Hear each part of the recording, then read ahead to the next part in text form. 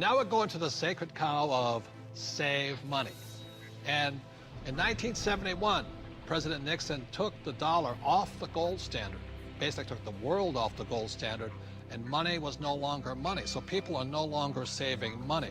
So just to reiterate again, this is $300, what an ounce of gold was worth in the year 2000. So Kim, lift that. Okay. All right, and so this here is 1 ounce of gold in the year 2010, and it's now $1,100. Ugh, and this is why people are working so hard. I can do it. I can do it. Careful. Yes, I can do it. Barely.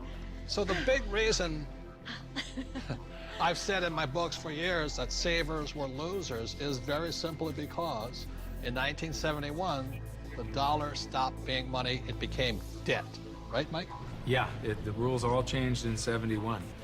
Before then, somebody, when they became working age, they could expect to put away 10% a year, and by the time they got into their 60s, they could retire on their savings account and expect to live off that interest.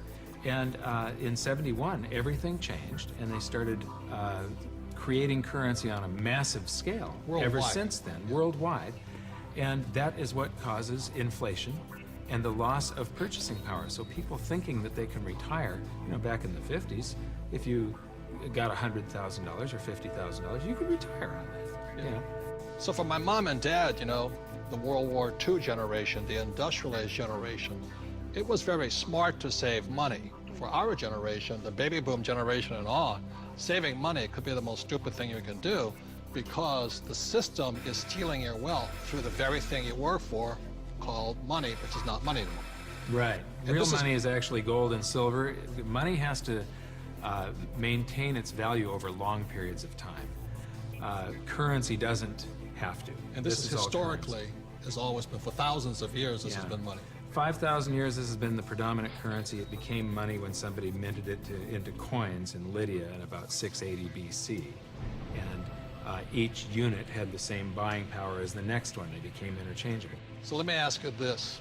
This printing of money out of just paper, this has been tried before, hasn't it? Many, many, many times, and there's always one result. You get far, far higher prices of everything, but especially real money, when they start creating a whole lot of currency. Eventually, gold and silver lie in wait.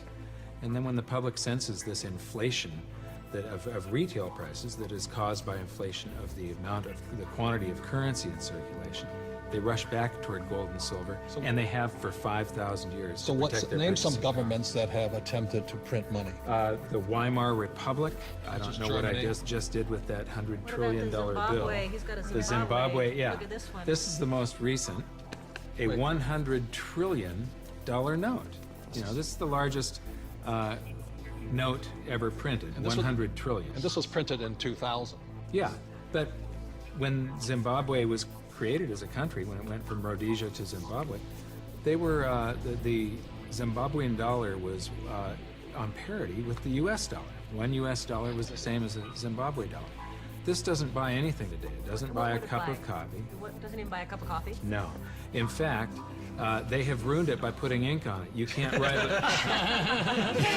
You can't write a list, so it would have been more valuable at this point if it was blank. Right.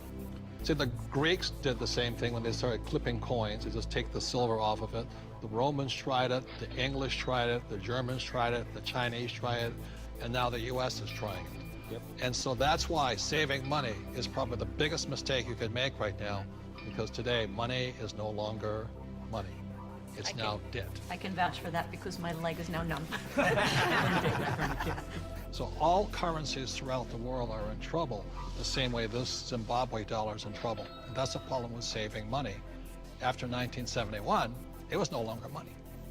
More than 70% of all the currency on the planet is US dollars. If the US dollar goes, the world goes with it. I'm preparing by getting fully diversified. I buy both gold and silver.